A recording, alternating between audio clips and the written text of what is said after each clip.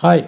గోకర్ణ నక్షత్రం విన్నారా? శివుడిది కర్ణాటకలో ఉంది. అక్కడి నుంచి గోకర్ణ నక్షత్రంలో శివుడు ఎక్కడైతే అక్కడ ఉన్నారో ఆ శివలింగం పేరు మహాబలేశ్వరుడు. దాన్ని అక్కడ భూమి మీద పెట్టినందువల్ల రావణాసుడు దాన్ని ఎత్తలేకపోయాడు. ఆ శివలింగం అక్కడ ఉండిపోయింది. అప్పటికి దాన్ని మహాబలేశ్వరుడు అంటారు. ఆ కింద పెట్టినప్పుడు వినాయకుడు చేతిలో పట్టుకు ఉండాల్సింది కాకుండా రావణాసురుడు ఆ నేల మీద పెట్టాడు కాబట్టి అది అట్లా ఉండిపోయింది. మరి ఇప్పుడు వినాయకుడు, శివలింగం, గోకర్ణ నక్షత్రం 3 ప్రూఫ్లు ఇదిగో ఇక్కడ ఉన్నాయి. ఇదిగో వినాయకుడు, కింద బిడ్డ రావణాసుడు నెత్తి మీద మొట్టకాయ అదే విగ్రహం మీద ఉంటుంది.